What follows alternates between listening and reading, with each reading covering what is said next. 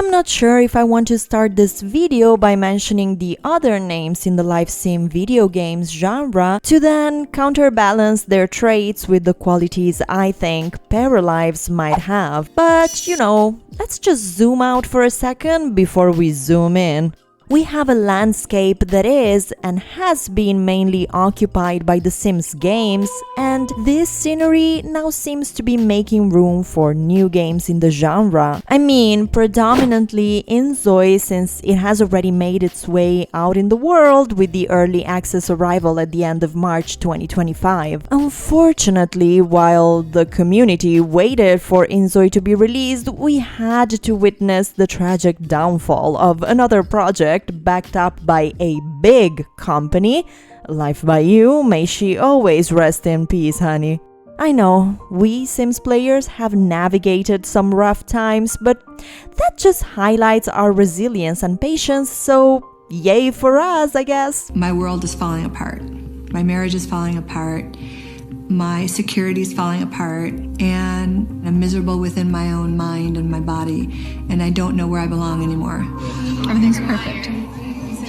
Okay. Obviously, video games are part of a big industry, one that moves millions, being the most efficient form of interactive entertainment, so nobody is shocked to know that the majority of games we enjoy come from investment plans made by analysts and managers who have to comply to some CEO whimsical hunger for more profit and more results. And I am saying this because, no, I don't think people should boycott projects just because they don't come from independent developers and independent teams. I mean, big kudos to you if you do, but I'm saying we shouldn't be doing it by default. We can always give a chance if we feel products are worth our attention.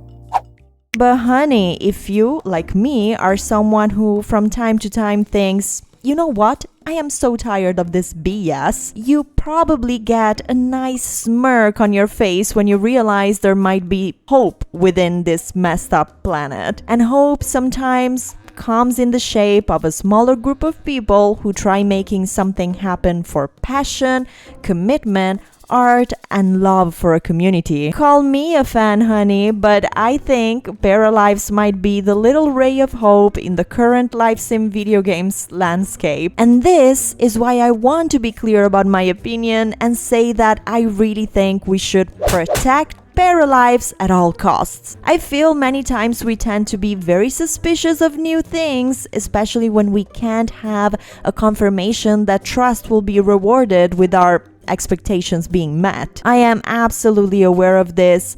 Like, I could be here hyping up Paralives and then they go completely silent and sink into the abyss of Forgotten Land together with projects like Viva Land. But hey, should that happen, I'll be more than happy to discuss it and reconsider my opinions. For now, I am not afraid to speak on the aspects we know so far about Paralives and why we should keep our hopes up.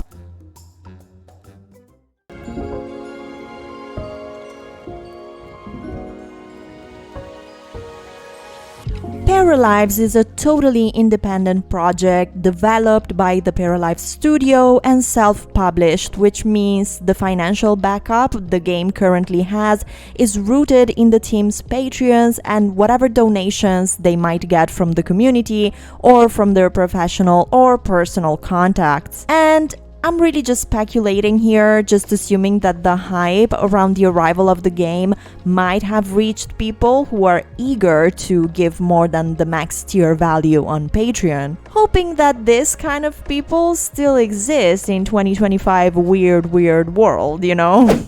Anyways, I'm specifying all this about the game's background because I've previously spoken on how eager fans come across as toxic sometimes, pushing for more updates on the game release, even hinting to the fact that Paralives might just be a scam to get people's money on Patreon and never really publish the game. But girl, this point of criticism is so baseless if you ask me, because it takes a simple, quick look at the development progress on the game's website to get fully updated on what the team is currently working on. And this verification can be done for free without even joining the Patreon community. Plus, the information posted on the development timeline is always backed up by content posted on Paralives' social media accounts and YouTube channel. Again, all free to watch content, not locked behind Patreon paywall. However, if then you go check their Patreon updates timeline, which is still visible even if you're not a member, you'll quickly see how often the team is looping their community in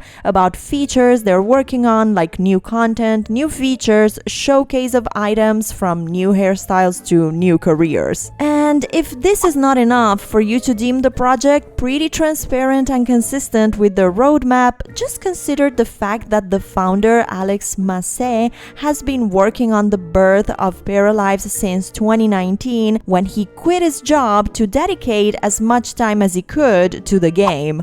Clearly, if your project is community founded and you're working with a team of less than 20 people while trying to make an impact in a genre that hasn't seen success stories since the arrival of The Sims, you can't think you'll have the game ready in less than 5 years. Unless, of course, you take an investment from major industry names, which is an understandable choice and sometimes the only possible choice to take the project to the end. So I don't want to shame creatives who have had to make that decision, but it's undeniable that letting the big sharks in would include having to change certain aspects of your way of working or even your product. And if Paralives is not willing to bend their vision just to get a company like, I don't know, EA to back them up, I say let them do it, because they actually might succeed, you know? And I love it.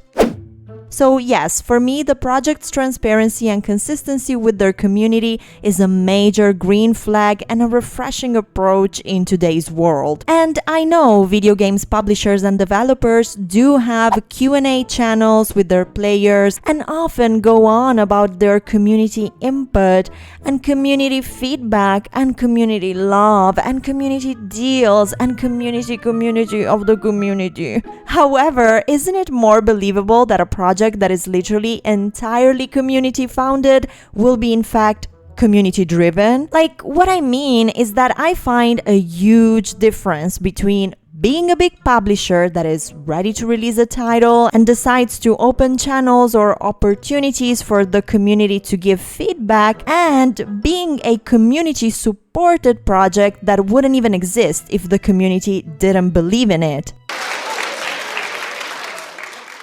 She's got a point. Girl, if you were to let yourself go, hoping for someone's firm grip to catch you, who would you pick to stand behind you? The Sims, Inzoi, or Paralives? Yeah, I know they're not people and cannot catch you like that, but you know what I mean.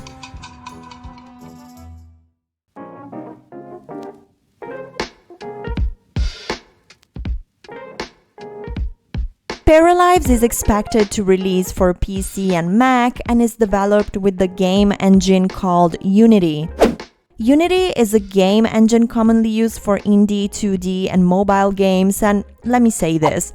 As we come from a period of constant discussions about computer specs because of the Inzoi system requirements, I think we can easily say accessibility will be a great perk of Paralives. Unity games tend to run more smoothly on older or lower-end PCs because the engine is lighter and more flexible in how resources are used. Developers can easily scale graphics and performance, so even if your PC isn't brand new, you'll probably enjoy the game without stuttering or overheating. Plus, Unity is often used for creative, artistic, or whimsical styles rather than heavy realism. And I'm not just saying this to be shady towards Inzoi, because this also means the game can look beautiful without demanding a powerful GPU.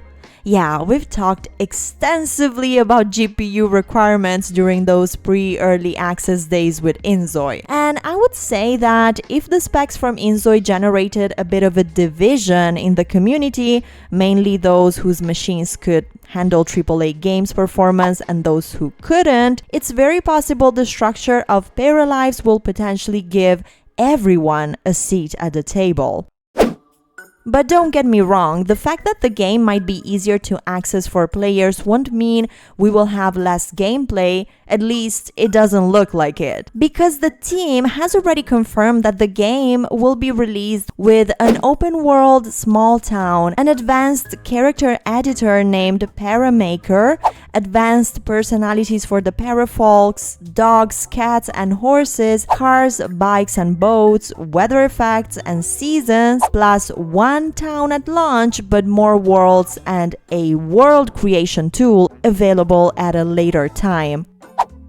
On top of this, and yes, we're still talking about accessibility, I don't think accessibility only matters in terms of can my PC load the game, but also in terms of how much money will I have to spend to continue playing this game, which is a question we see pop more and more often with live service games. And since Paralives announced this, I've appreciated them even more because they have already stated and confirmed that Paralives won't be a free-to-play game and will never have paid DLCs, only free expansions. So potentially going back to that point about the confirmed features, the game will ship with one world only, but a future free game update will provide a new world and eventually a tool to create and customize your own. And I know many might think this is an empty promise considering the game doesn't have a planned release date yet, but my counter argument is, since the game is not out yet, is not available for pre-order on Steam, and unless you're a Patreon member, it's not costing you anything, what gain would the team have in making such a promise of no paid-for DLCs? It's not like they said they're locking certain games features to, for example, Patreon members just to drive more people to pay on Patreon. They stated that once the game is released, the only price you'll need to pay for is the base games because all future editions will be free. What I mean is, what financial gain are they getting right now by stating this? None, right? That's why I really think it's part of their ethics and beliefs, especially because the game is coming from a team who has experience in the gaming world and who's designing Paralives as a way to bring to life their own vision of what they would like to see in a video game.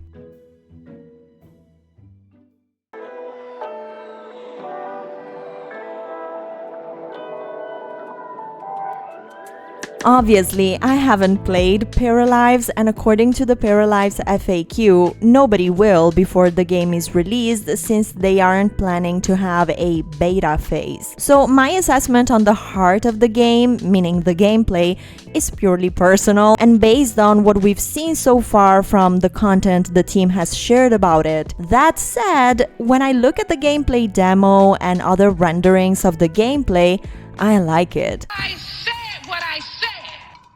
Paralives seems to be bringing the cozy aspect of live sim video games with heartwarming animations and simple yet relatable and fun graphics. After a lot of work on the development of tools for the character creation and the build and buy mode, it seems that the team is now focusing on the details of the gameplay like relationships, emotions, interactions, but also environmental aspects like the soundtrack and sound effects for the game.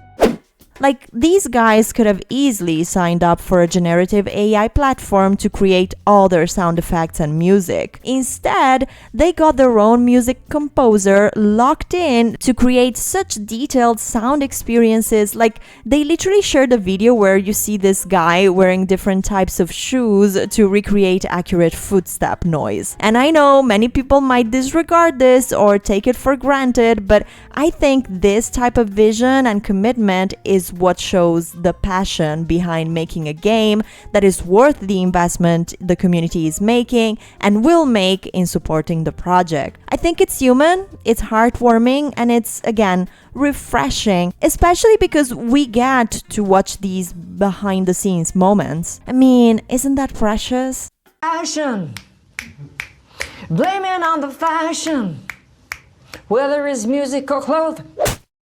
Also, not to bring my usual shade to this chapter of the video, but girl, should we all be collectively reminded about that time when multi-million-dollar company Electronic Arts released The Sims 4 without toddlers? I think we can all remember that time, hundreds of The Sims 4 DLCs ago. And while I reminisce about that disappointing experience, I am so excited to see the animations and gameplay options Paralives has in store when it comes to family gameplay, as they've already displayed some examples of animations between a baby and their caregiver. Another green flag right there.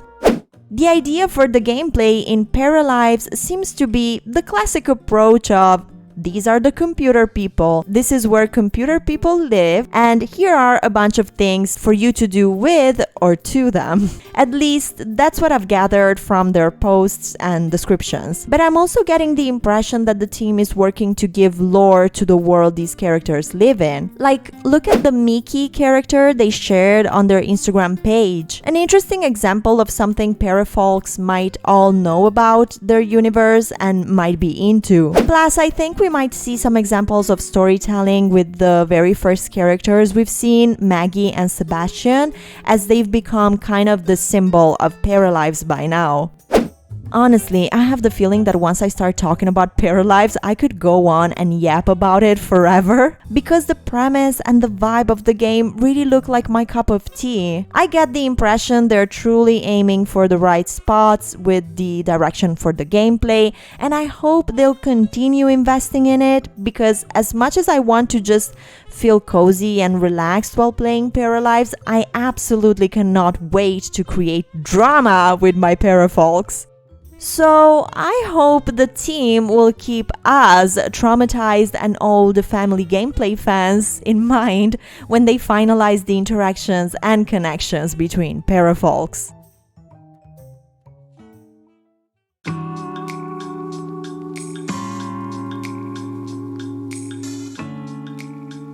When I was researching for this video, I browsed through the descriptions of the team members available on the Paralives press kit on their website, and I really liked what I saw. I know that to some players, this might not be important or something they actively search for, but personally, the more I grow up, the more I notice and pay attention to who's behind projects I am passionate about. So yes, when I was reading the names and short description of the team members for the game, I was happy to see that out of 13 people, 7 are women. And look, I'm not saying this just because I am a woman or because I personally really like working with women. And I'm not saying this because I think men are more or less of an asset or liability than women. Plus, I don't personally know any of these people, and apart from a few lines on the game website, I know zero about them. But from my experience, finding teams that are balanced rather than a majority of guys is another green flag.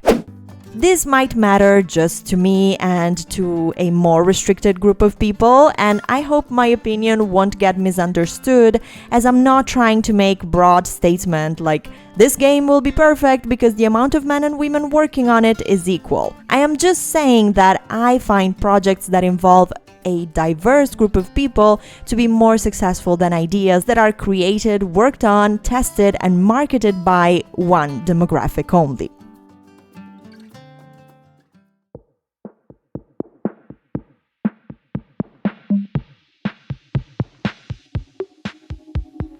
Honestly, you can look at this from many angles, but once the "this will be a scam" argument is debunked, and I think by now we should all put some trust in the process and believe Paralives will come out, I don't see why we shouldn't protect this game and its release. The commitment from the team behind Paralives keeps showing how the love and care is simply about creating something players will enjoy. I don't think the release of Paralives will mean the Sims franchise will end forever, even because maybe If The Sims had never existed, we wouldn't even be talking about Paralives today. But I do think that having options within an environment that has existed for more than 20 years with only one title published by one big company will be a good thing. It might even give EA the ultimate slap in the face they need to really invest in an iconic franchise like The Sims is. Or it might just be the proof you can make an enjoyable life sim game because you love the genre and you want to make an impact in it, and you love it more than you love money and investors and shares value. I am excited to play this game, to experience another take on this type of video games that won't necessarily enrich the pockets of those who truly don't give a damn about me as a player or my dedication and love for this genre. Honestly, babe, that alone is such a good reason to keep the hype going and add Paralives to your Steam wishlist.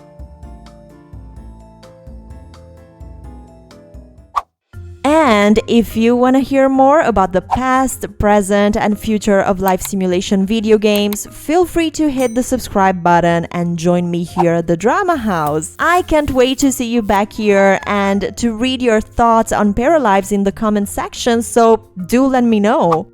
Thank you so much for stopping by today. I really appreciate it. My name is Lady Drama, and I hope I'll see you very soon.